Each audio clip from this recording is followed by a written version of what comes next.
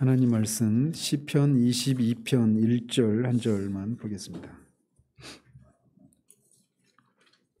시편 22편 1절 한 절입니다. 같이 읽겠습니다.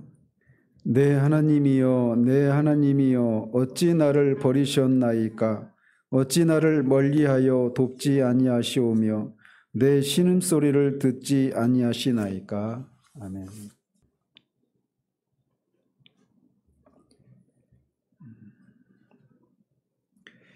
지난주에는 우리의 일상의 삶 가운데서 하나님의 임재를 경험하는 것에 대해서 살펴보았습니다. 오늘은 우리 신앙 여정 가운데서 우리가 흔히 만날 수 있는 하나님의 임재를 느낄 수 없을 때, 그래서 하나님이 나를 버리신 것 같은 그런 영혼의 이 고통스러운 시간을 지나는 것에 대해서 살펴보도록 합니다. 우리는 신앙생활 하나님이 주시는 그런 은혜를 거의 대부분은 다 똑같은 모습으로 우리를 하나님 다루시진 않지만, 일반적으로 우리가 회심을 하고 그런 은혜를 누릴 때는 하나님의 임재가 우리에게 생생합니다. 말씀을 읽어도 하나님의 마음이 우리에게 그냥 하나님의 마음을 우리가 읽을 수가 있고, 기도도 그렇고 모든 것들 속에서 하나님의 그런 임재를 우리가 누릴 수 있게 됩니다. 그런데 종종 우리는 그런 하나님이 우리에게 얼굴을 감추신 것 같은 그런 시간들을 지나기도 한단 말이죠. 그런 시간에 왜 하나님이 사랑하시는, 우리에게 은혜를 주실 때는 우리를 향한 하나님의 사랑을 그렇게 드러내시더니 왜 그런 시간에는 하나님이 그렇게 사랑하는 자녀들에게 그분의 얼굴을 감추시는지, 그리고 그런 속에서 우리가 고통하면서 신음하고 부르짖음에도 불구하고 하나님이 침묵하시는 그런 일이 일어날 때가 많이 있습니다. 우리가 그럴 때도 하나님이 우리와 항상 함께 하신다라고 하는 말씀을 믿긴 하지만, 그런 시간이 오래 지속되면 정말 하나님이 나와 이 시간에도 함께 하실까라고 하는 그런 의심이 밀려올 때도 많이 있습니다. 하나님의 친밀한 임재하심이 항상 함께 할 것이라고 하는 말은 하나님께서 멀리 계신 것 같은 그런 상황을 경험하기 전까지는 그런 말을 쉽게 합니다. 하나님이 늘 함께 하신다. 그런데 정말 우리가 그렇게 하나님이 우리를 떠나 계신 것 같은 그런 시간이 밀려올 때는 정말 하나님이 함께 하신다, 항상 함께 하신다라고 하는 이게 결코 그냥 쉬운 그런 말씀이 아니라고 하는 것을 실감을 합니다. 그리고 그런 상황 가운데서 우리가 여전히 하나님을 신뢰한다라고 하는 것이 그렇게 만만치가 않습니다. 하나님께서 결코 우리를 떠나지 않으시고 버리지 않으신다라고 하는 것은 알지만, 이렇게 하나님이 도무지 가까이 계시지 않는 것 같이 느껴질 때, 또 계신 거는 알겠는데 우리를 전혀 돌봐주시지 않는 것 같은 것을 우리가 느낄 때, 그럴 때 우리는 무엇을 해야 할까요? 그런 혼란스럽고 낙심되는 상황에서 우리가 무엇을 계속해야 할까요? 이 어둠의 시간들이, 그 시간들을 통과할 때, 그때는 제발 이 시간이 빨리 지나가기를 바라는 것이 일반적인 우리들의 마음입니다. 그런데 우리가 알아야 될 것은 뭐냐? 바로 그 시간이 우리 영혼이 정말 쑥쑥 커가는 그런 성장의 시기가 될 수 있다는 거예요. 이런 영적인 어두움은 몇몇 소수에게만 국한된 그런 특이한, 그들만이 경험하는 것이 아닙니다. 성령의 빛을 읽고서 그 속에서 방황하는 신자들은 물론이거니와 정말 거룩한 성도라고 불려지는 사람들까지도 면제될 수 없는 그런 경험이 이런 영적인 어둠의 시간들이에요. 스펄전 목사는 하나님이 보시기에 더 귀히 여김을 받는 주의 종일수록 더 많은 어둠의 시간을 맛보는 것 같다라고 토로를 했습니다. 또 C.S. 루이스도 신비롭게도 하나님을 가장 잘 섬기는 사람을 버리신다라고 말을 했어요. 나중에 여러분이 시간이 되시면 섀도우랜드라고 하는 영화를 한번 꼭 보시길 바라요. 이게 C.S. 루이스가 그 시간들을 지나면서 겪었던 그 영혼 안에 있었던 그 분투의 과정을 그린 영화거든요. 잘 해석을 해서 보시면 많은 유익을 얻을 수 있어요. 오늘 우리는 이 경우를 오늘 본문에서 봅니다. 이게 다윗의 시편 아닙니까? 하나님을 가장 잘 섬겼던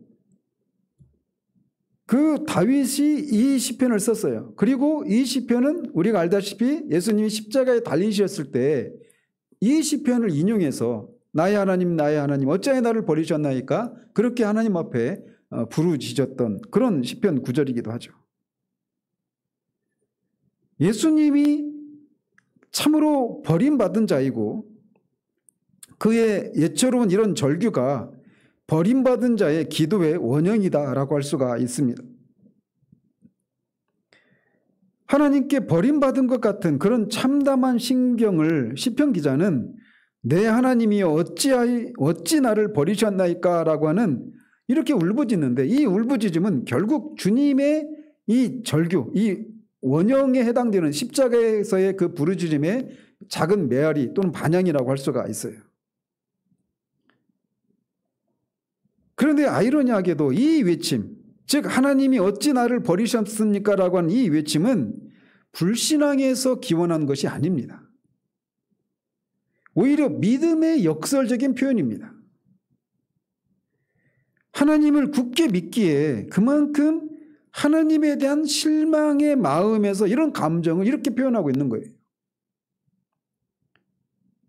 하나님이 함께 하신다라고 하는 것을 굳게 믿었는데 그 기대와는 반대로 하나님께서 자신을 외면하시고 버리시는 그런 실제 상황에 처할 때 철석같이 믿었던 그 마음에 대한 배신, 그런 마음을, 그런 당혹스러움을 이렇게 표현하고 있는 것입니다.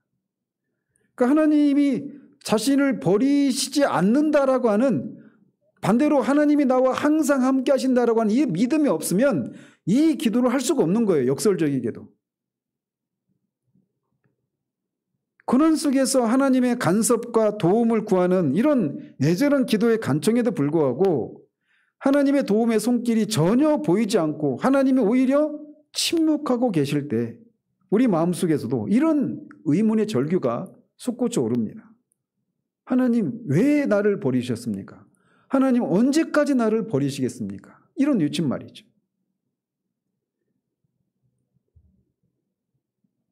근데 이것은 하나님의 임재를 참으로 믿을 때에만 비로소 이런 하나님의 이 부재, 하나님의 침묵이 실제 상황으로 우리에게 느껴지는 것입니다. 이 역설이에요. 그래서 이런 경우들이 성경도 그렇고 수많은 하나님의 사람들이 거의 대부분 이런 것이 무엇인지를 정도의 차이만 있을 뿐 이렇게 하나님의 임재가 자신에게서 떠난 것 같은 하나님의 부재와 침묵을 인해서 고통을 받는 이런 시간들을 다 통과합니다. 그래서 그런 것을 표현하는 용어들도 굉장히 다양해요. 그래서 영혼의 어두운 밤, 알 수 없는 구름, 하나님의 버려두심, 영적 침체, 이런 식으로 또 영적 볼거리, 청교도들은 그렇게 표현하기도 했습니다.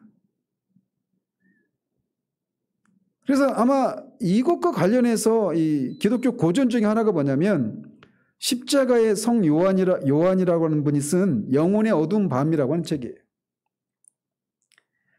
근데 이 책은 분명히 영적 어둠을 경험하는 성도들의 그 경험을 아주 깊이 있게 그런 것들을 통찰하는 것, 통찰력을 제공해 주긴 하지만 기본적으로 이게 가톨릭적인 배경을 가지고 있어요. 가톨릭적이고 신비주의적인 사상이 깔려 있습니다. 그래서 이거를 잘 소화를 해야 됩니다. 그런데 이 책의 핵심적인 논지는 뭐냐면 신자가 하나님과 사랑의 연합을 누리는 것, 그러니까 신자와 하나님이 하나가 되는 것, 이것을 들어가는 것이 최고의 영혼이 최고로 성장했을 때, 성숙했을 때 다다를 그 지점이 바로 이것이라고 얘기를 합니다.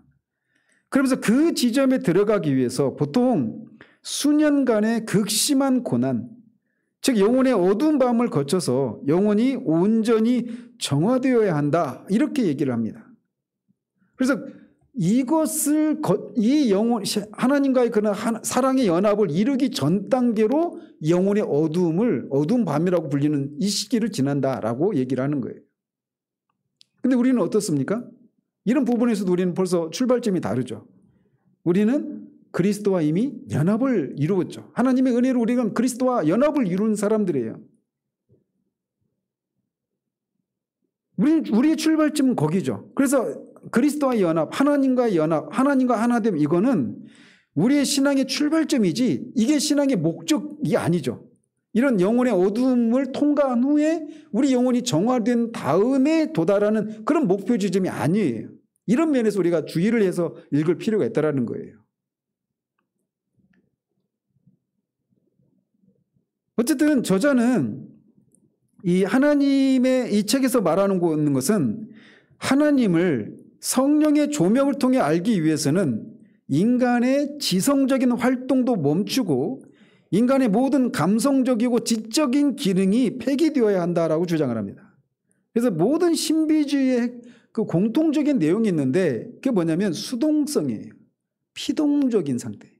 그러니까 이 생각을 우리의 지성적인 활동을 멈추는 겁니다. 그래서 이제 기독교적인 신비주의, 잘못된 신비주의를 말하는 거예요. 그리고 다른 이교도들의 이 신비주의도 궁극적인 그 추구점이 뭐냐면 각자가 섬기는 신과의 합일이에요. 신과의 합일. 플라톤주도 그렇고 모든 이교도도 마찬가지입니다. 불교에서도 그런 상태는 어떤 상태입니까? 무념무상이죠. 그래서 아무런 생각이 없는 상태.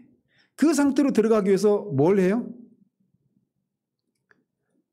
계속 똑같은 이 만트라라고 하거든요. 만트라 이런 거를 나미아비타불 관세음보살 이런 주일날 이런 걸 아무튼 막 그런 걸 자꾸 외우면 반복하면서 수도 없이 두드리고 이렇게 반복하면서 생각을 단순화시키면서 나중에는 결국은 무념무상의 상태로 가는 거예요. 거기에서 어떤 깨달음이 있고 어떤 신과의 합의를 꾀하고 이런 게 있는 거죠. 요가든 얼마 전에 하이브 거기 나왔죠. 거기도 마찬가지고 다 그런 겁니다. 공통적으로. 근데 어쨌든 그 공통적인 특징이 뭐냐면 수동적인 상태가 되는 거예요. 내 스스로 생각하고 내 스스로 뭔가를 느껴보려고 하고 이러지 않고 그냥 마음을 확 비우는 겁니다. 그래서 이 책의 저자도 하나님은 믿음으로 거듭난 인간의 지성을 통해서도 알 수 없고 설명할 수 없다라고 하는 그런 신비주의의 독특한 그런 특징을 드러내고 있어요. 근데 어쨌든 요지는 말씀드리고 싶은 요지는 뭐냐? 이 십자가의 성 요한도 말하는 게 우리가 하나님과의 깊은 그런 하나님의 이 은혜를 체험하기 전에 영혼의 어두움을 통과한다라고 하는 것. 이 부분에 있어서는 이것을 얘기하고 있다라는 거예요. 그리고 이것은 그 카톨릭적이고 신비주의적인 배경을 가진 그 사람만 얘기하는 게 아니라는 겁니다. 청교도 목사였던 토마스 그딘이 쓴 책도 있습니다. 어둠 속을 걷는 빛의 자녀들. 지평선에서 번역돼서 나왔는데 그 책에서도 같은 얘기를 해요.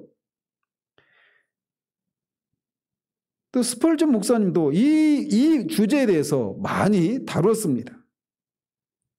또 조나단 에드워즈도 죄로 인해서 이런 영적인 어둠이 신자에게 임한다라고 하는 것을 역설한 바가 있고 로이드 존스도 영적 침체라고 하는 책에서 이런 비슷한 것들을 다루었죠.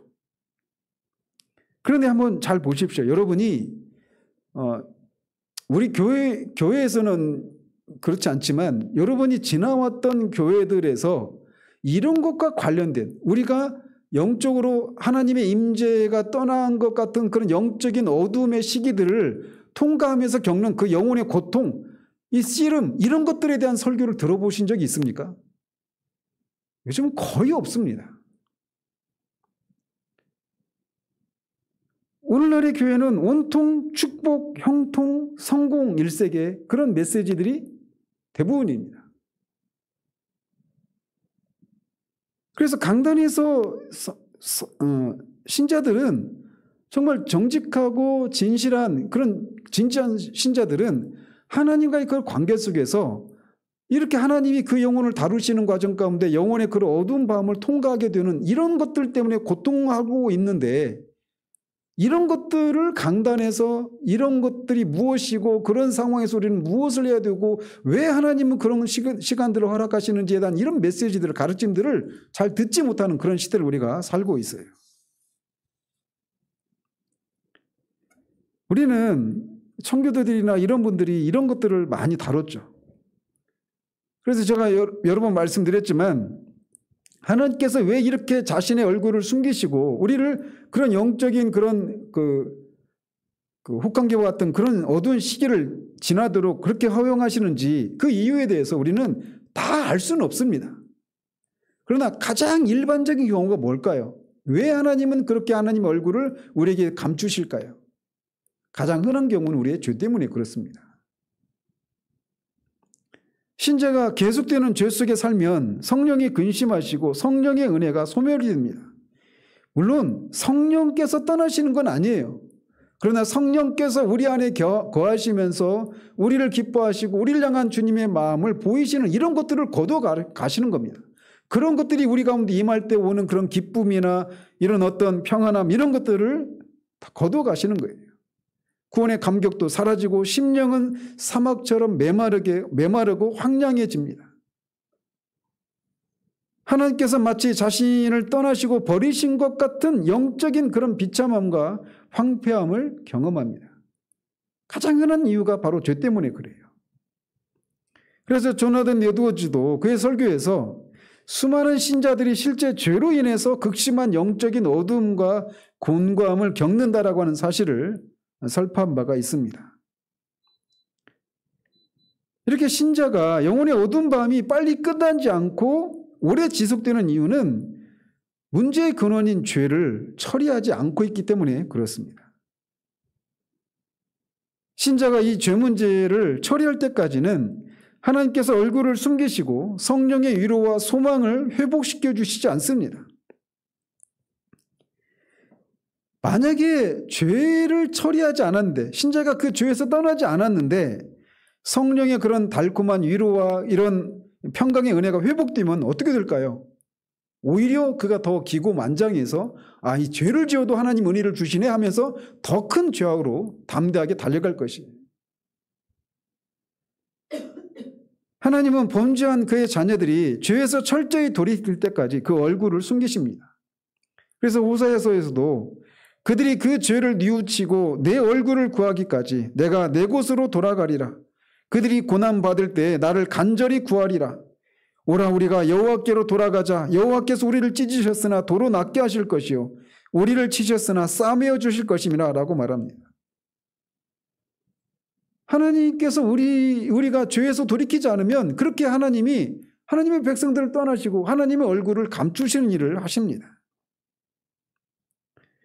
그런 면에서 저는 우리 시대가 그런 시대가 아닌가라고 하는 생각을 합니다. 거듭 말씀드리지만 개인별로 또는 개교회적으로 그렇지 않은 그런 교회도 있을 수 있어요. 여전히 하나님의 임재를 충만히 누릴 수 있고 그렇게 누리고 있는 그런 개인이나 교회가 있을 수 있습니다. 그런데 한국교회 전체적으로 보면 지금은 이렇게 하나님이 우리를 떠나신 것 같은 그런 시기가 우리가 그런 시기를 지나고 있는 것 아닌가 이런 생각을 떨칠 수가 없습니다. 신자가 겪는 고난 중에 가장 고통스러운 형태가 징계로 오는 고난일 것입니다.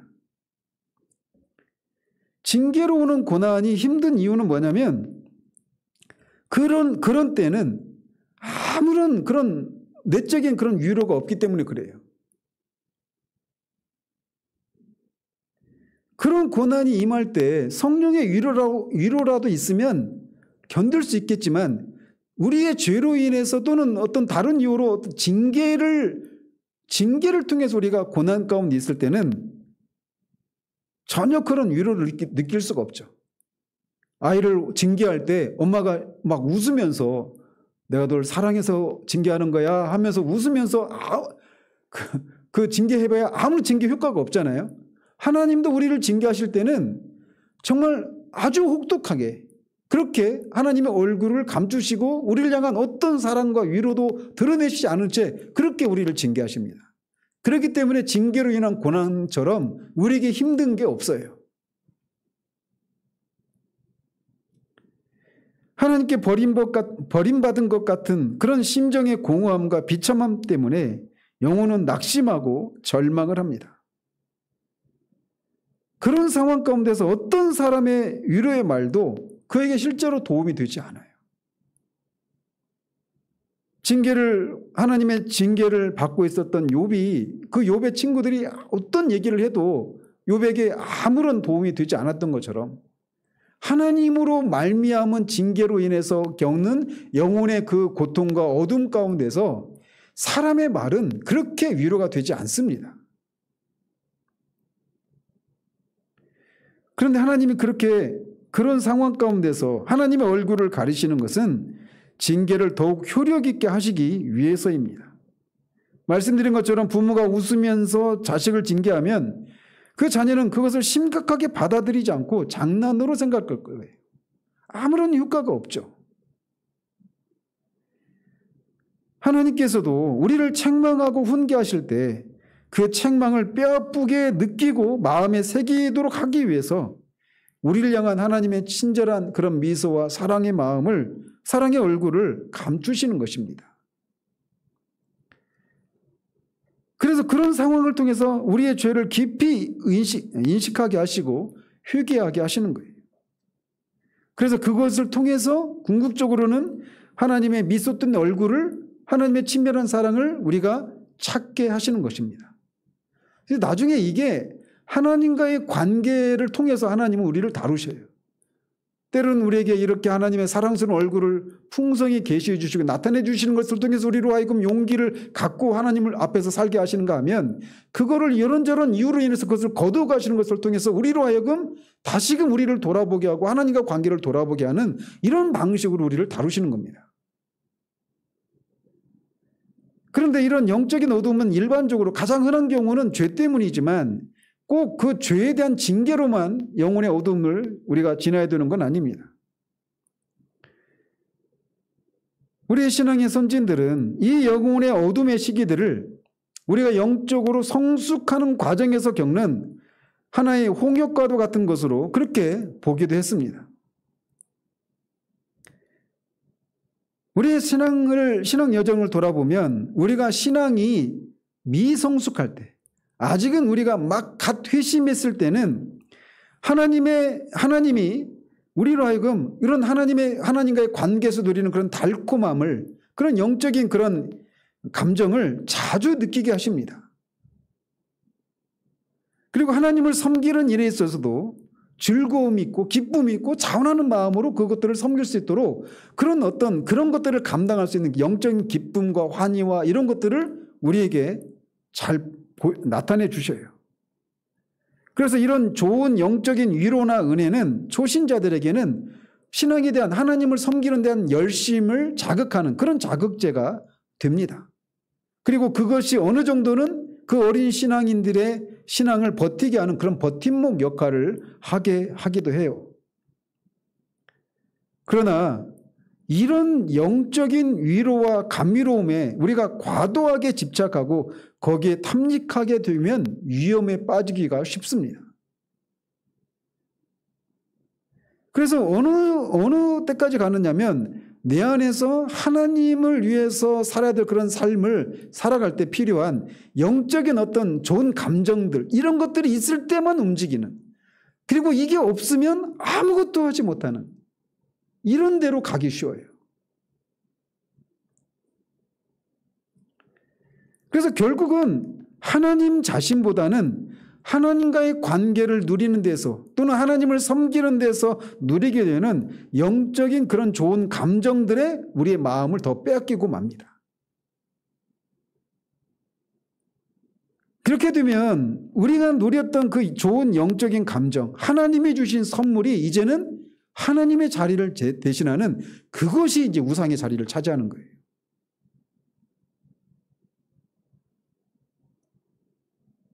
그래서 하나님을 대신해서 우리의 마음을 사로잡는 궁극적인 관심의 대상이 되어버립니다. 그렇게 되면 우리 마음은 하나님께 헌신하는 것이 아니라 영적인 즐거움이라고 하는 그것에 헌신하는 겁니다. 근데 우리는 몰라요, 처음에 그거를.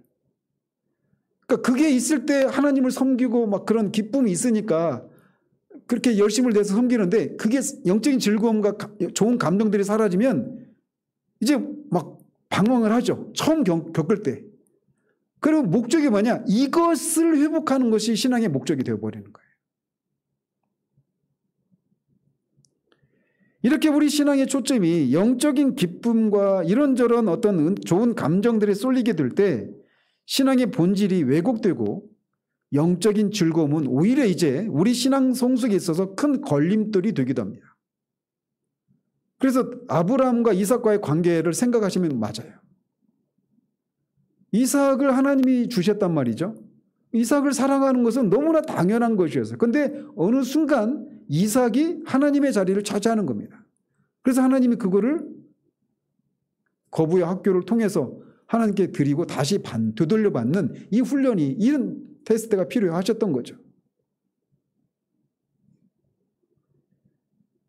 이런 지경이 되면 우리 영혼을 위해서 하나님은 이런 어떤 이 좋은 영적인 좋은 감정과 위로 이런 것들을 거두어 가십니다. 일종의 이것은 박경동 교수가 표현하는 것처럼 영혼의 젖대기다 이렇게 말할 수 있는 거예요. 아이가 성숙하려면 언제까지 엄마 젖만 가지고 살 수는 없잖아요. 엄마 젖을 떼고 이유식도 먹고 단단한 음식도 먹어야 되는 거예요. 근데 그 과정에서 아이가 힘들겠죠. 근데 그런 과정을 우리가 통과하도록 하시는 것입니다. 그래서 우리를 황량한 사막으로 내모셔서 감정적으로 매우 메마른 시기를 거쳐가게 하십니다. 그 시기를 통과하기 전까지는 우리 안에 무엇이 있는지 몰라요. 요즘 저희 물왕 저수지가 물이 가득 찼잖아요. 옛날에는 그 물이 그렇게 안 그랬거든요. 가장 가물었을 때 바닥에 막 그 오물들이 가무니까 그 오물이 막 이렇게 드러났단 말이죠. 그런 것처럼 이런 영적인 메마른 시기를 지날 때 우리는 비로소 우리 안에 얼마나 하나님을 섬기기에 불순한 것들이 가득한가. 하나님을 위한 순전한 마음이라고 순전한 열심이라고 했던 것들 속에도 섞여 있는 그 부패하고 오염된 것들, 이런 것들이 얼마나 많은가를 그 시기를 통과하면서 보게 하시는 거예요.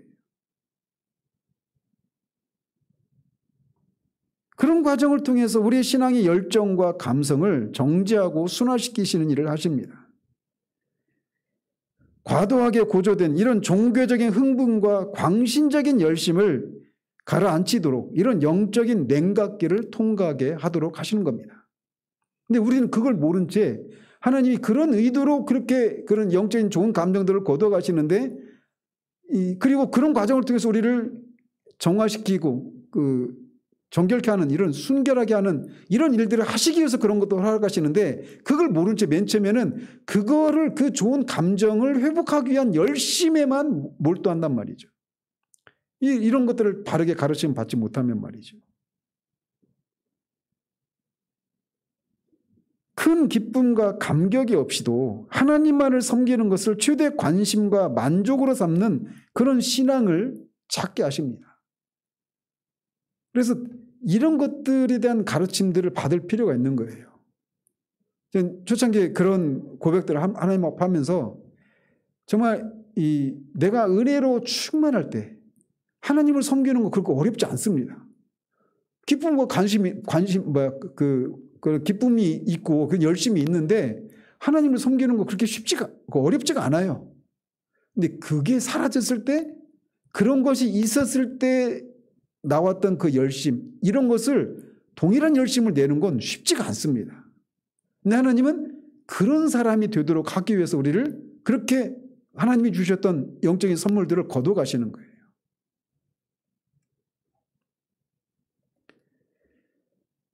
하나님을 섬기고 순종하는 것은 영적인 달콤함과 기쁨이 고갈된 메마른 시기를 통과할 때 비로소 적나라하게 드러납니다. 기쁨과 감격이 넘칠 때는 하나님을 따르는 데 치열한 그런 내적인 싸움과 힘겨운 어떤 의지를 발휘하는 이런 것들을 필요로 하지 않습니다. 너무 자연스럽게 흘러나오죠.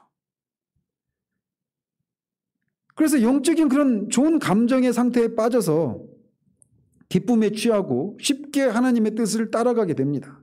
그때는 하나님을 위해서 내가 뭐라도 할 수 있을 것 같죠.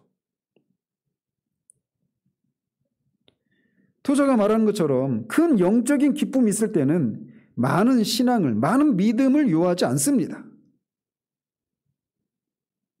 만약에 우리가 그 축복의 산에서 내려오지 않는다면 우리는 하나님의 변치 않는 성품보다 우리 자신의 기쁨을 더 의지하기 쉽게 됩니다.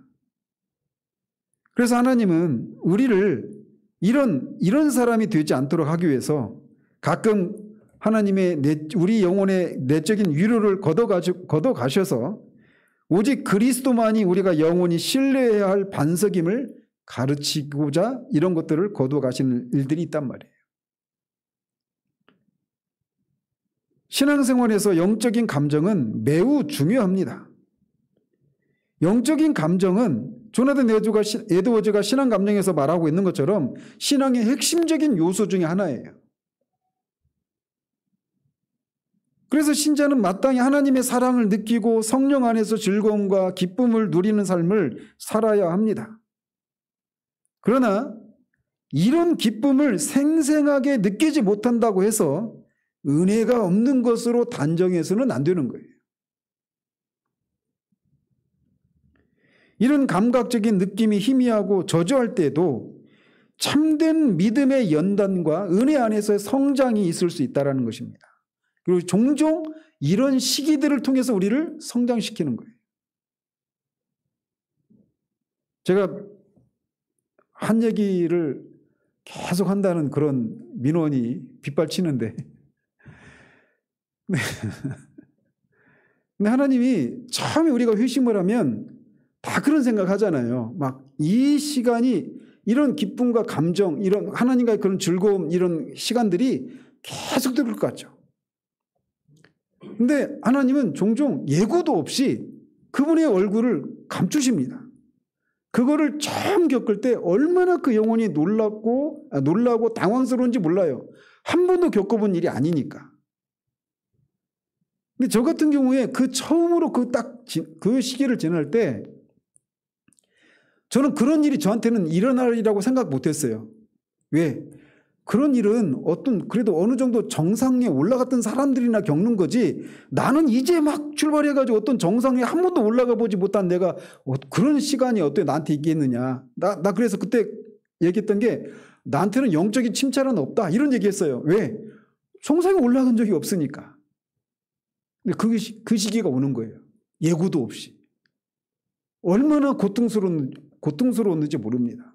그래서 평소보다도 기도 시간을 몇 배로 늘리고 성경도 더 읽고 더 열심을 내고 예배 가운데 안 졸려고 말씀의 은혜를 누리려고 막 더 집중하고 더 열심을 냈지만 그게 회복이 안 되는 거예요. 근데 그 시간이 그때 한 달 정도 지났는데 그때는 너무너무 고통스럽더라고요. 그 시간들이. 그때 저한테 제가 따랐던 어떤 누나가 있었는데 어느 날 전화가 왔어요. 저한테. 첫 마디가 많이 힘들죠? 이렇게 하는데 그 얘기에 제가 막 마음이 무너진 거예요. 그러면서 그 시간들을 지나면서 하나님이 다시금 나타나시면서 제 안에 있는 이 죄 문제를 다루시기 시작하더라고요. 근데 그 시간을 지날 때는 몰랐는데 불과 한 달이잖아요. 그 한 달 동안 하나님의 임재를 하나님의 얼굴을 다시 회복하기 위한 그런 시간들을 막 분투하는 시간들을 보내고 나서 제가 그 한 달 지난 후에 그냥 직관적으로 제가 어떤 걸 느꼈냐면 아이가 커졌어요. 이 영화 알아요? 빅이라고 하는 영화 있죠. 갑자기 제가 커진 느낌이었어요.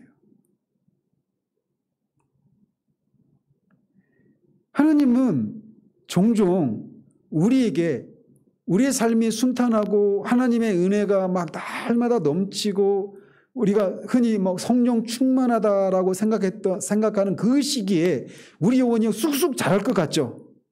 근데 정반대인 경우들이 많습니다. 영혼은 주님 안에서 실제 기대할 때보다 그를 향해서 목말라하고 애통할 때 더 번성한 상태에 있을 수 있습니다. 그러니까 왜 애통해하고 왜 목말라해요? 아직 채워지지 않았으니까 그러잖아요. 목마르니까. 근데 그게 충만하게 채워질 때가 그때가 우리 영혼이 더 번성할 것 같죠. 번성하고 있는 것 같죠. 근데 돌아보시면 그렇게 애통해하고 목말라하고 이때가 하나님과 더 가까이 있고 하나님을 더 깊이 알아가는 그런 시간이었던 거예요. 비유적으로 우리가 산 위에서 노래할 때보다 골짜기에서 분투할 때 더 신실함 가운데 있을 수가 있는 겁니다. 이 어두운 시기는 믿음의 능력이 가장 확실하고 강하게 나타나게 합니다. 우리에게는 늘 성령의 위로와 기쁨이 있어야 합니다. 그러나 이 땅에서 우리가 누릴 수 있는 이 축복은 천국의 맛보기에 불과하다는 사실을 기억해야 합니다. 그렇기 때문에 신자는 천국을 맛보는 것으로부터 자족함을 배우는 것이 필요합니다. 즉 천국에서 우리가 완전히 이 모든 것들이 충족되는 그 천국은 아직 실현되지 않았단 말이에요. 그렇기 때문에 우리는 천국을 맛보는 것으로 자족함을 배워야 해요. 그리고 이런 것이 우리로 하여금 새로운 갈망을 불러일으키고 이 갈망을 통해서 하나님 또 채워주심을 경험하게 하고 또 그런 속에서 또 다른 갈망을 일으키고 또 그것을 인해서 추구하는 과정 가운데 또 그런 것을 맛보게 하시는 이런 손수란적인 작업을 거친단 말이죠. 우리가 이렇게 아직은 우리에게 보류되어 있는 천국의 축복을 성급하게 청구하는 영광의 신학의 오류를 피해야 합니다. 즉 신자가 항상 영적으로 충만함과 기쁨과 환희의 상태를 누리는 것 이것만이 있을 것이다라는 생각은 버려야 되는 거예요. 천국에서나 그건 가능한 겁니다. 그런데 이것을 이 땅에서 우리가 마치 이룰 수 있는 것처럼 그런 영광의 신학의 오류에 빠져서는 안 된다라는 거죠. 지나치게 감정적인 희열과 신비적인 체험을 갈구하다가 체험주의와 광신주의의 덫에 빠지지 않도록 주의를 해야 합니다. 하나님을 섬기는 것보다 하나님을 섬기는 과정에서 나오는 체험과 좋은 영적 감정을 추구하는데 더 많은 신앙 에너지를 소진하는 그런 어리석음을 우리가 경계해야 돼요. C.S. 루이스는 예기치 않은 기쁨이라는 책에서 그 기쁨이라고 하는 건 고속도로의 이정표와 같다라고 얘기를 합니다. 고속도로의 이정표는 우리가 가고자 하는 목적지를 가르쳐주는 것이지 그게 우리의 목적지는 아니잖아요. 그런 것처럼 우리가 이 땅을 지나면서 누리는 기쁨이라고 하는 것은 우리가 최종적으로 천국이라고 하는 목적지를 향해서 가도록 우리를 인도해 가는 이정표지 그게 천국은 아니란 말이죠. 근데 우리가 그거를 착각하는 경우가 있단 말이에요.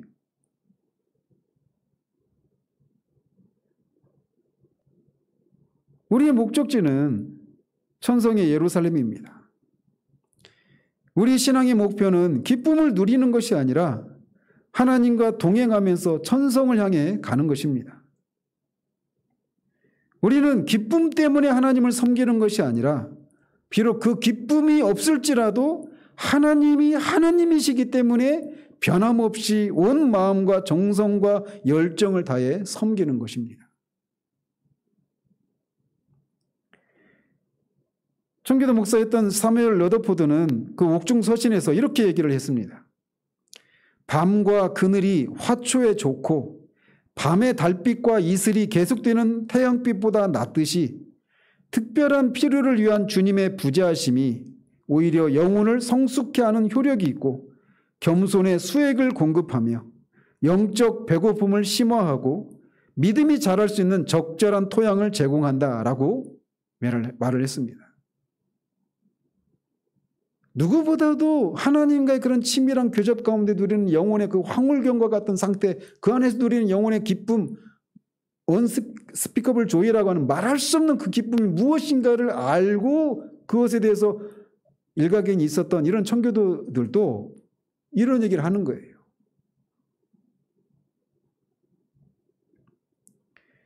하나님께서 가까이 계신 것 같고 기쁨과 감격이 충만해서 기도가 놀랍게 응답되고 하나님의 인도하시는 손길이 분명하다면 누가 그런 상황 가운데서 하나님을 못 믿을 사람이 있겠습니까?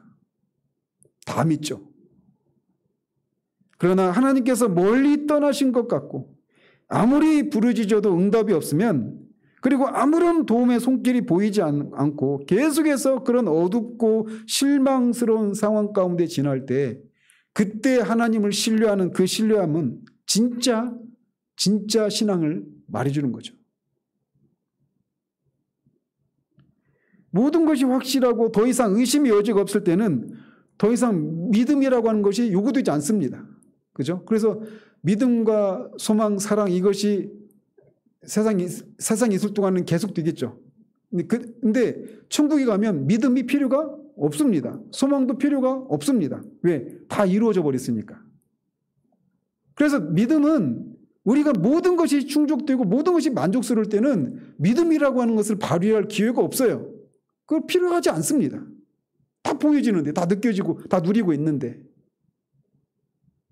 근데 오히려 모든 것이 혼란스럽고 불확실하고 아무것도 보이지 않을 때, 아무것도 느껴지지 않을 때, 아무것도 들리지 않을 때 믿음은 거기에서 진짜 진가를 발휘하는 거예요.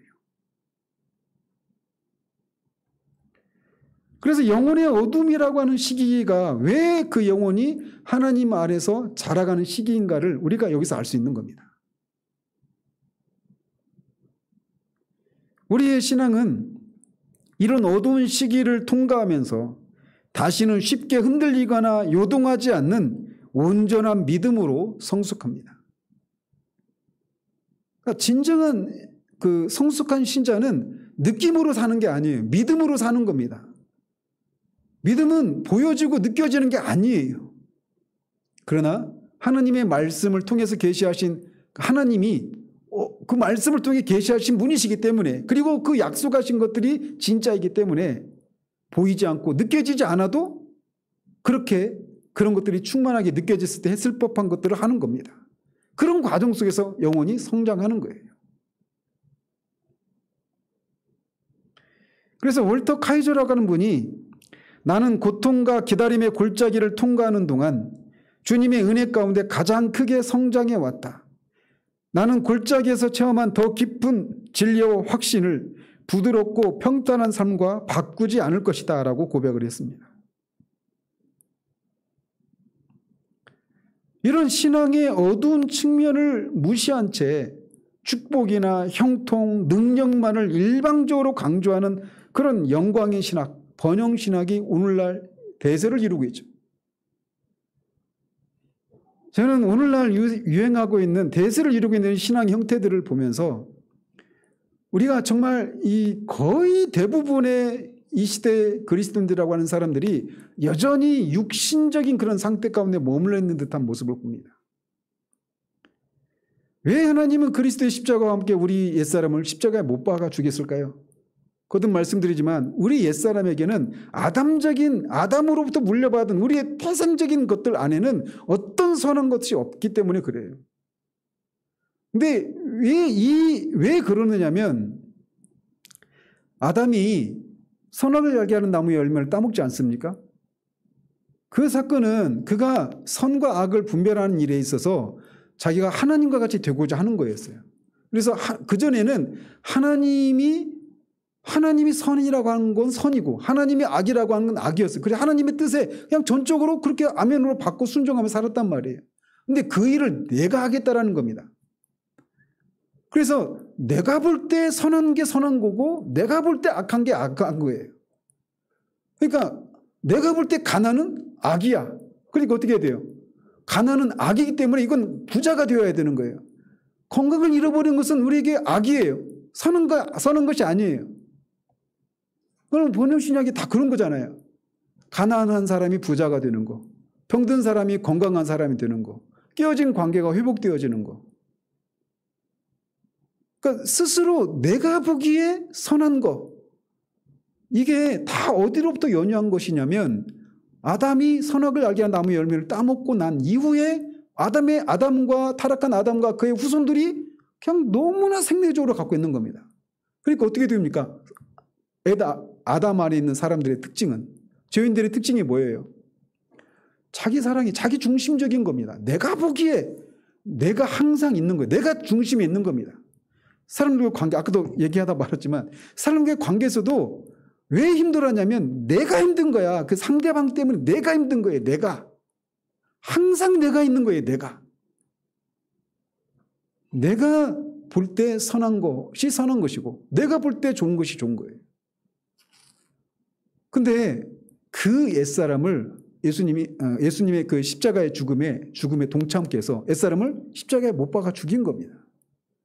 그래서 고린도후서 5장 14절에 말하고 있는 것처럼 한 사람이 죽은 즉 모든 사람이 죽은 것이다라고 얘기하잖아요. 예수님이 죽으실 때 모든 사람이 죽은 거예요. 그럼 왜 그런 일을 했느냐? 이렇게 살아난 자들은 더 이상 자기를 위해서 살지 않고 자기를 죽은 자 가운데 다시 살리신 이 그리스도를 위해서 살도록 하기 위해서 그렇게 했다라는 겁니다. 그러니까 그런 일이 있기 전에, 그리스도와 연합해서 십자가에 죽는 일이 있기 전에 사람의 본성은, 그 사람은 어떤 사람이었다라는 거예요. 다 자기를 위해서 사는 사람의 특징을 가지고 있었다는 겁니다. 그러니까 오늘날 신앙이 열심히 교회를 봉사하고 11조를 하고 주일 성수하고 주의 종 잘 섬기고 이런저런 나쁜 일을 하지 않고 막 교회 일에 열심을 내고 헌금 많이 하면 하나님이 복을 주신다. 이게 오늘날 신앙의 대세잖아요. 그 중심에 뭐가 있냐고요. 누가 있냐고요. 내가 있는 겁니다. 내가. 그런 면에서 우리 시대에 거의 제가 볼 때는 거의 대부분이라고 할 정도로 다 이런 육신적인 그런 그리스도인의 상태에서 벗어나지를 못하고 있는 거예요. 여전히 우리는 더 이상 자기를 위해서 살 사람들이 아니고 그리스도를 위해서, 하나님을 위해서 살아야 될 사람인데, 하나님을 위해서 산다는 얘기는 뭐예요? 자기를 위해서 살지 않는다는 얘기는 반대로 누구를 위해서 산다는 얘기예요. 결국은 하나님을 위해서 사는 것이지만 또 동시에 다른 사람을 위해서 사는 겁니다. 자기를 위해서 살지 않기 위해서는 자기를 부인해야 돼요. 자기를 부인하고 다른 사람을 위해서 사는 거예요. 근데 한번 보십시오. 나중에 이제 로마서 강의할 때 더 살피겠지만 우리는 온통 이 중심에 내가 있어요. 내가. 이 자기라고 하는 거, 이것이 얼마나 우리를 망가뜨리는 것인가를 보기 전까지는 우리는 자기 열심에 취해서 하나님의 도우심을 힘입어서 내가 잘되고 내가 성공하고 내가 만족스러운 삶을 살기를 원하는 그런 신앙 형태를 떠날 수가 없는 겁니다. 그래서 하나님은 그 나를 보게 하도록 하기 위해서 우리를 계속해서 실패하게 하시는 거예요. 근데 어리석게 우리는 그 실패하는 원인이 내 안에 있는 그 무엇 때문이라 생각하고 그 열심을, 더 큰 열심을 내서 그거를 극복해 보려고 계속 그렇게 하는 겁니다. 제가 그런 사람이에요. 그래서 많은 경우에 이게 정말 최종적인 문제구나. 내가 어떤 죄를 짓는 몇 가지 죄된 행동들이 그것도 문제이지만 더 근본적인 문제는 나구나. 이거를 보기 전까지 우리는 하나님 앞에 쉼이 없어요. 끊임없이 큰 열심을 더 내고, 그리고 어떻게 소가 뒷걸음치다가 뒤 잡는 것처럼 어떻게 하다가 뭔가 성공을 하면 그걸 해낸 사람이 막 높임을 받고 칭찬받고 영광을 받는 겁니다. 제가 볼 때는 우리 시대의 기독교가 이런 형태에 머물러 있어요. 제가 볼 때.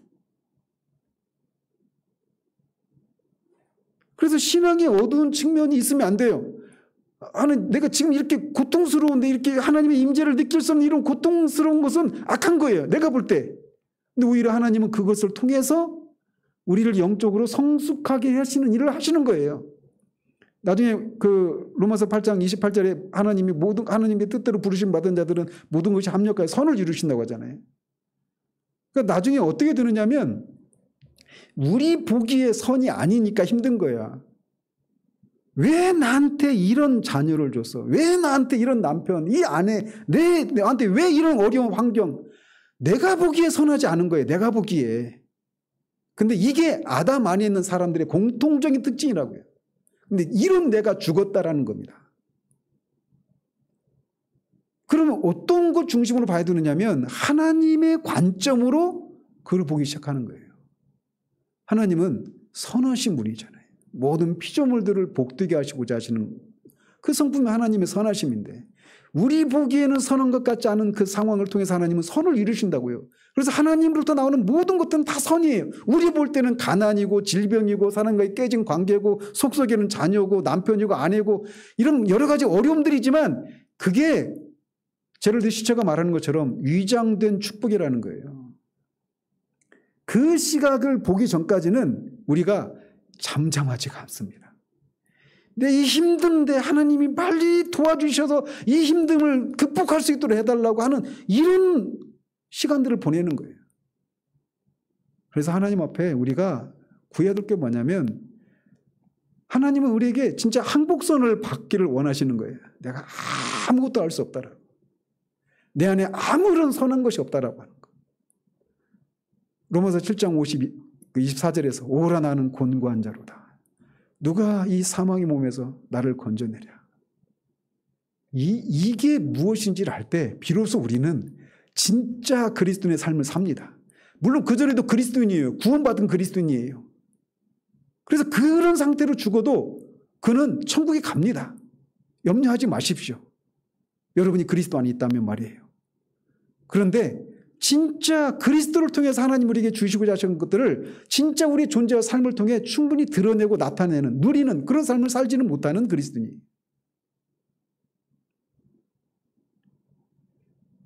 우리는 이런 신앙의 어두운 측면을 우리 시대에는 완전히 무시합니다. 가난해서는 안 돼요. 병들면 안 돼요. 깨어진 관계가 있으면 안 돼요. 내가 보기에 이건 선한 것이 아니에요. 신앙의 중심에 내가 있습니다.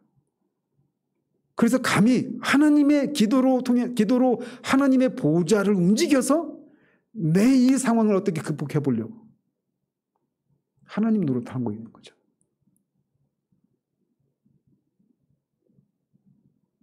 이런 영광의 신학은 신앙의 참된 성숙을 심각하게 저해하는 요소로 작용하고 있습니다. 신자들을 영적인 유아 상태에서 벗어나지 못하게 하고 피상적인 영성의 수준을 뛰어넘지 못하게 만들고 있는 겁니다. 기억하십시오. 어둠 속에서 하나님을 신뢰하는 것보다 하나님을 기쁘시게 하는 것이 없습니다.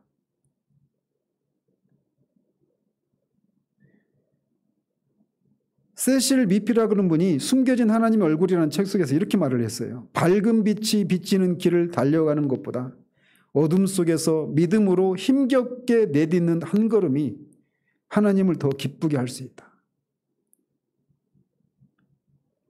아무것도 느껴지지 않고 내 타고난 본성은 그렇게 하고 싶지도 않은데 그게 하나님이 기뻐하시는 것이기 때문에 그리고 나한테 주어진 그 현실 가운데 나한테 주어진 것이기 때문에 그거를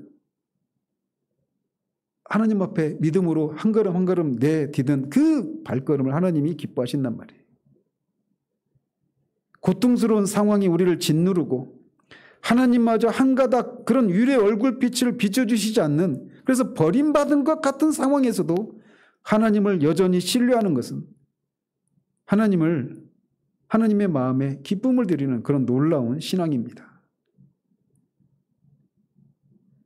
이런 신앙은 버림받은 것 같은 상황에서도 하나님의 영원한 사랑을 신뢰하고 감사하고 찬양합니다. 스펄전 목사는 우리가 어둠 속에서 하나님께 드리는 찬양을 하나님이 가장 듣기 좋아하신다고 말을 했습니다. 하나님의 귀에 가장 감미로운 찬송은 바로 이렇게 밤에 부르는 노래라고 할 수가 있어요.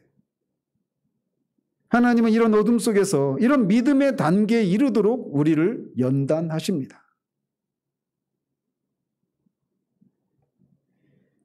우리는 하나님께 버림받은 것 같은 그런 고통스러운 경험을 통해서 우리는 진짜 하나님으로부터 진짜 버림을 받은 우리 주 예수 그리스도께서 십자가의 고난을 받으신 십자가의 고난의 의미와 그 사랑을 깊이 깨닫게 됩니다. 하나님이 이렇게 우리 영적인 성숙을 위해서 하나님의 얼굴을 감추시는 때가 있긴 하지만 그것이 하나님이 우리를 진노하셔서 그분의 얼굴을 감추시는 건 아닙니다. 그러나 십자가에서 그렇게 하나님으로부터 버림받았던 우리 주님은 진짜 하나님의 저주를 받아서 철저하게 버리심을 당하신 것입니다. 그분이 이렇게 철저하게 하나님의 진노를 받고 철저한 버리심을 당하셨기 때문에 우리에게는 더 이상 참혹한 이런 저주의 버리심은 없습니다. 비록 우리의 죄로 인해서 하나님이 징계하시면서 그분의 얼굴을 감추시는 것은 있어도 그것은 우리의 죄에 대한 형벌 때문에 진노하심 때문에 그분의 얼굴을 감추신 것이 아니에요. 그가 채찍에 맞음으로 우리가 나음을 입은 겁니다. 그가 완전히 하나님께 버림을 받음으로 우리가 하나님께 받아들여진 거예요. 우리들의 많은 죄악에도 불구하고 하나님은 우리를 결코 버리지 않으시고 한순간도 떠나지 않으십니다. 그 무엇으로도 십자가를 통해 나타난 우리를 향한 하나님의 이 영원 불변한 사랑을 조금도 약화시키거나 끊을 수 없습니다. 우리를 무한한 기쁨과 사랑으로 바라보시는 하나님의 얼굴은 우리가 어떤 상황 가운데 있어도 변화가 없습니다. 다만 우리 신앙의 연단과 영적인 유익을 위해서 하나님의 얼굴을 잠시 가릴 뿐이에요. 그럴 때도 성령님이 우리에게서 떠나시는 것은 아닙니다. 성령님이 우리와 교통하시고 우리 안에 계시다라고 하는 것을 드러내지 않으실 뿐이지 성령님이 떠나시는 것은 아니에요. 그러므로 하나님의 부재는 단지 우리의 의식의 차원에서 그렇게 느낄 뿐이지 실제는 전혀 그렇지 않습니다. 우리 영혼의 가장 깊은 곳인 영 안에 계시는 성령님은 결코 떠나지 않습니다. 들어오실 때 무엇을 위해서 오셨냐면 영원히 우리와 함께 하시기 위해서 오신 거예요.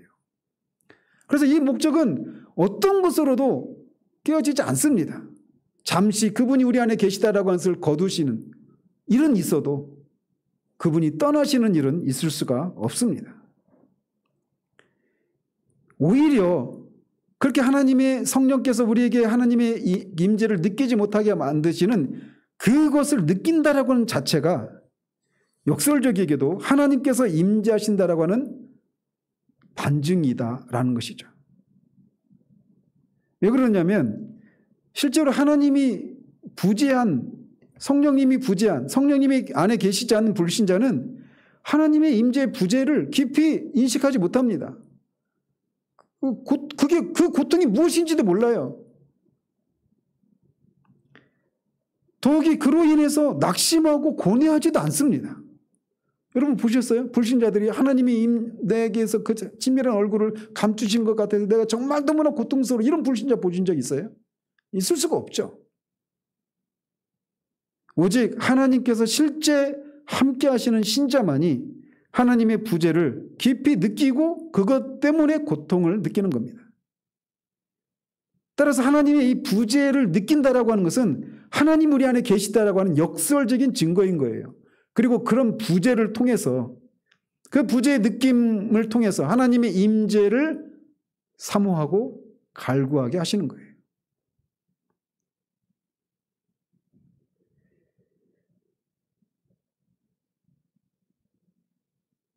우리같이 하나님에 대한 깊은 신뢰와 사랑이 없는 사람들도 하나님이 외면하시는 것 같을 때 견딜 수 없고 실망스럽고 고통스러운데 한 번도 하나님으로부터 버려진 적이 없으신 영혼 속에서 늘 함께 하셨고 함께 하셨던 하나님의 독생자가 아버지로부터 저주를 받아서 이런 버림을 받은 이 심정을 우리가 어떻게 다 헤아려 알 수 있겠습니까? 그 고통은 우리는 상상을 할 수가 없습니다. 그거 다 이해할 수가 없죠. 한 번도 하나님과 그런 관계를 누려본 적이 없으니까 우리는.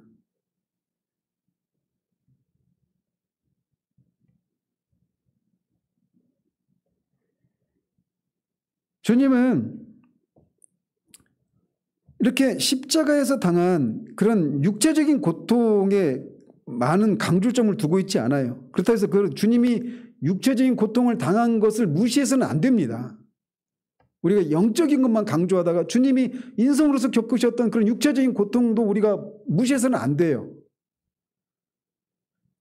근데 어쨌든 우리가 또 육체적인 그런 고난만을 막 강조하고 사람들로 하여금 감정적이 되도록 하는 이런 것도 우리가 조심할 필요가 있죠. 어쨌든 상대적으로 성경은 하나님과 끊어지는 데서 오는 극심한 그런 주님의 심적인 고뇌와 참담한 심경을 중점적으로 이렇게 묘사를 합니다. 그래서 예수님이 겟세마네 동산에서 제자들에게 내 마음이 심히 고민해서 죽게 되었다라고 말하죠. 그러니까 이 깊이를 우리가 이해할 수 있겠습니까? 하나님으로부터 버림받을 것을 앞에 두고 있는 그 상황에서 이렇게 말씀하신 거란 말이죠. 겟세마네 동산에서 3번이나 할 수만 있으면 이 잔이 내게서 떠나가기를 땀이 피가 되도록 흘리시면서 그렇게 기도하셨던 그 주님 안에 있는 그 고뇌, 그런 주님의 심적인 고통을 우리가 다 헤아리는 것은 가능하지가 않습니다. 더더군다나 고난의 절정인 십자가에서 오늘 본문의 시편처럼 나의 하나님 어찌하여 나를 버리셨나이까라고 절규하실 때 그 외침, 이 외침은 우리가 하나님의 부재로 인해서 느끼는 그 외침을 다 집어삼키는 그런 정말 근원적이고 깊은 그런 외침이라고 할 수가 있습니다. 이 골고다의 외침 때문에 우리들의 부르짖음은 더 이상 하나님께 저주받은 자의 절규가 아니라 하나님께 지극히 사랑받는 자의 애가가 되는 것입니다. 하나님과 끊어지는 처절한 비극의 울부짖음이 아니라 하나님과의 더 깊은 사랑의 연합으로 들어가는 그런 외침이 되는 겁니다. 우리는 어두운 골짜기에서의 그런 신음과 절규를 통해서 주님의 부르짖음의 놀라운 그런 구속적인 의미를, 그 사랑을 더 깊이 깨닫게 됩니다. 루터도 이렇게 얘기를 했다고 그래요. 자신이 자주 겪었던 영적 침체와 고통의 심연에서 십자가의 의미를 더 온전히 이해하게 되었다라고 말이죠.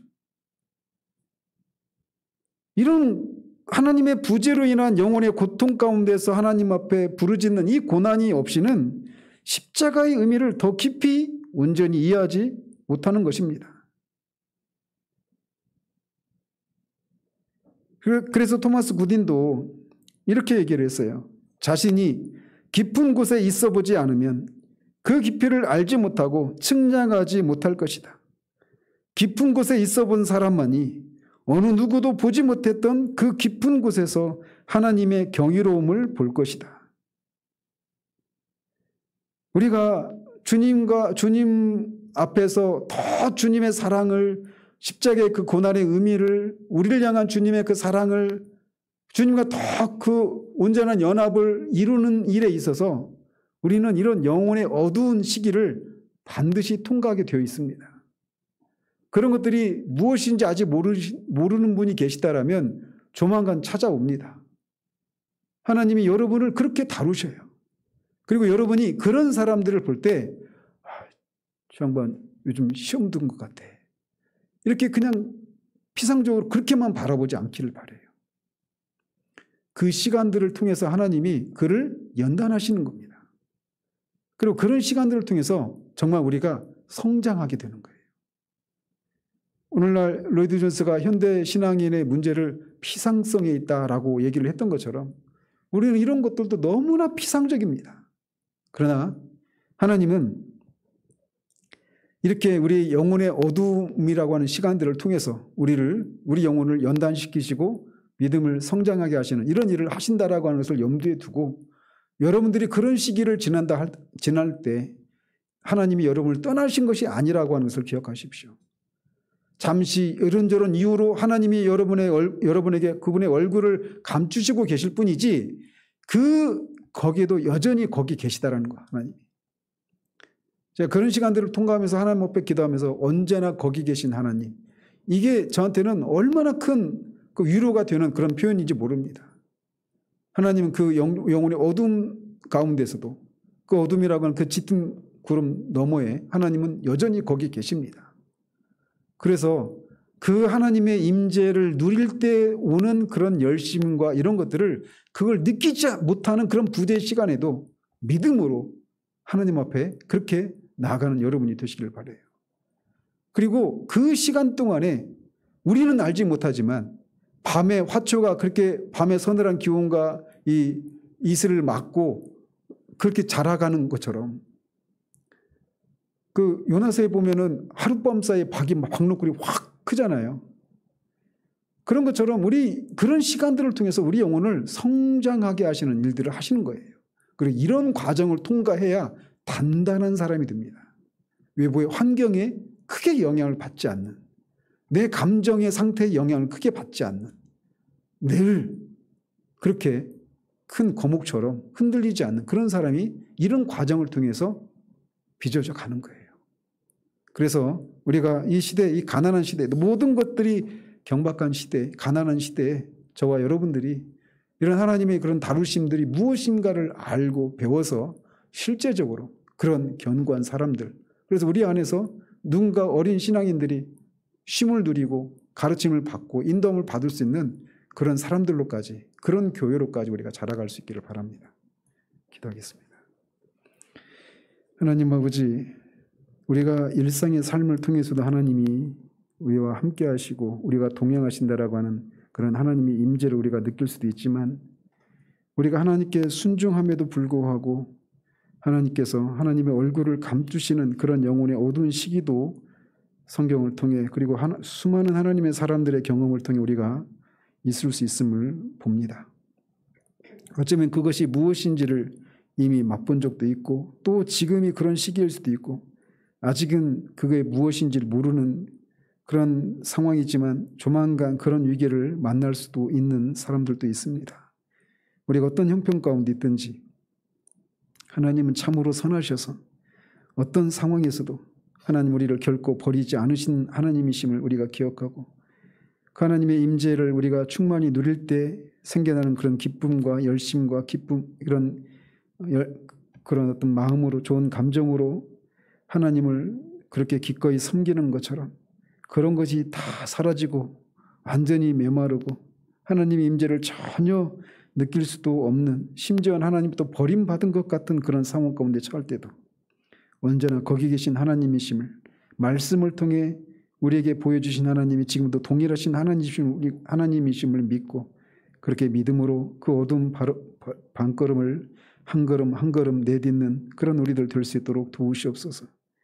그 한 걸음이 밝은 빛 가운데서 걸어가는 사람들이 내딛는 발걸음과 비교할 수 없이 무거운 발걸음이지만, 그 무거운 발걸음을 내딛는 그 훈련의 과정을 통해서 우리가 정말 놀라운 그런 영적인 그런 강건함이 우리 가운데 생겨났음을, 우리가 성장했음을 고백할 수 있는 우리들 될 수 있도록 도우시기를 원합니다.